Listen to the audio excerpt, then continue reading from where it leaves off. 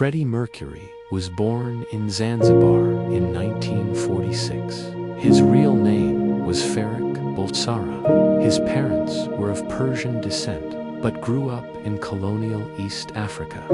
Freddie found solace in music at a young age. By the time he was 7, he was belting out show tunes and mimicking singers. His mother bought him a piano, and young Freddie never looked back. He moved to England to study graphic design at art school.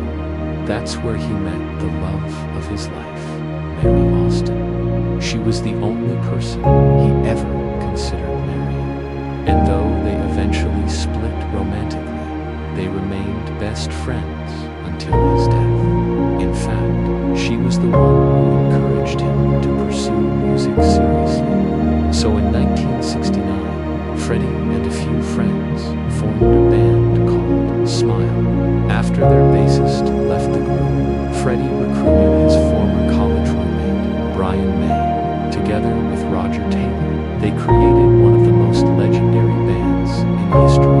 But Freddie was far from content with just making music.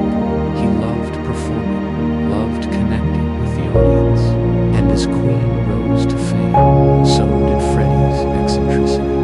He designed elaborate costumes and mixed genres like no other band, incorporating opera, classical music, and even disco into their hits. Under Freddie's leadership, Queen sold over 300 million records worldwide. He was a showman, a storyteller, a performer who could command a stadium with a single glance. Freddie performed until his mid-40s, when his body began to fail him. In 1987, he was diagnosed with HIV at the time. There was no cure and little understanding of the disease. Many people believed it was a death sentence, but Freddie was determined to live his life on his own terms. He continued making music, touring, and keeping his personal life private. He didn't want pity or attention. He just wanted to create.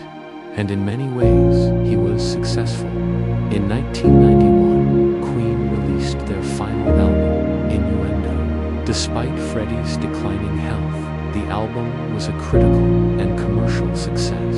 It included some of Freddie's most powerful vocals and showcased his songwriting skills.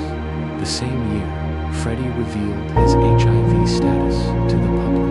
In a statement released to the press, he wrote, "I hope everyone will join with me, my doctors, and all those worldwide in the fight against this terrible disease." Freddie's bravery inspired many people and helped break down the stigma surrounding AIDS. He continued to work on music until just weeks before his death. On November 23, 1991, Freddie passed away from complications related to AIDS. His funeral was held at West London's Regent's Park, which was attended by close friends and family. Afterwards, he was cremated, and his ashes were interred at the Tower of Montmartre in Paris. There was no grave marker and no death certificate.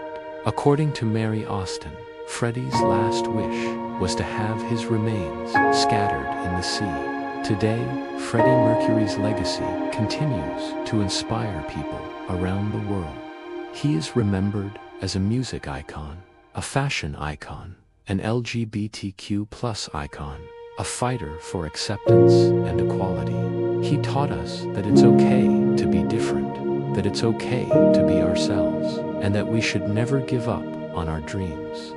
The recent movie Bohemian Rhapsody celebrates his extraordinary life and career.